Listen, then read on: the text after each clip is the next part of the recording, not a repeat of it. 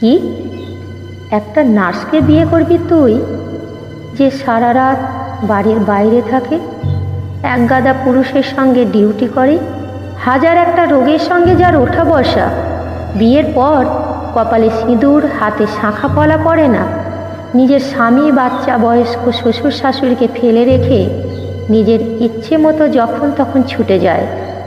সবচেয়ে বড় কথা, যাকে নিয়ে পাড়ার 10টা লোকে 10 রকম কথা বলে, সেই রকম একটা মেয়েকে বিয়ে করবি তুই? শোভাদেবী কথাগুলো বলা শেষ করে ছেলে সন্দীপের দিকে কটমট করে তাকিয়ে থাকেন।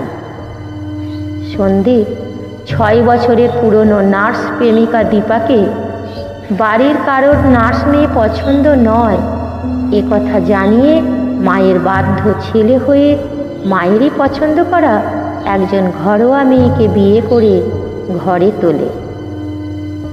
4 বছর পর হঠাৎ একদিন শোভাদেবী মাথা ঘুরে বাথরুমে পড়ে গেলেন। হাসপাতালে নিয়ে যাওয়ার পর ডাক্তার জানালেন হার্ট অ্যাটাক।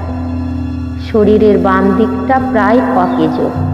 বাড়ির কোনো একজনকে সব সময় থাকার কথা জানালেন ডাক্তারবাবু।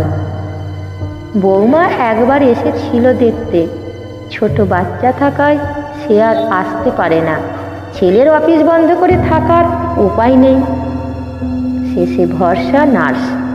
শোভাদেবী শুয়ে শুয়ে দেখেন এক গাদা অচেনা পুরুষ মানুষের মধ্যে একজন শাঁখা পলা সিঁদুরহীন নার্স তার স্বামী, ছোট্ট সন্তান, বয়স্ক শ্বশুর শাশুড়িকে ফেলে রেখে এসে কেমন একজন থেকে আরেকজন অসুস্থ মানুষের কাছে পৌঁছে যাচ্ছে দায়িত্ব নিয়ে, আর তাদের অক্লান্ত সেবা করছে হাজার একটা রোগের ভয়কে উপেক্ষা করে।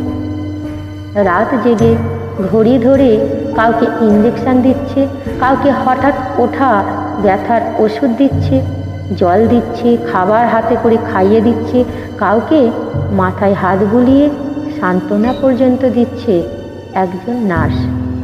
সবাই যদি তার সংসার, সন্তান, শ্বশুর শাশুড়ির চিন্তা করে বাড়িতেই থাকে, তাহলে অগণিত অসুস্থ মানুষকে কে বা কারা দেখবে?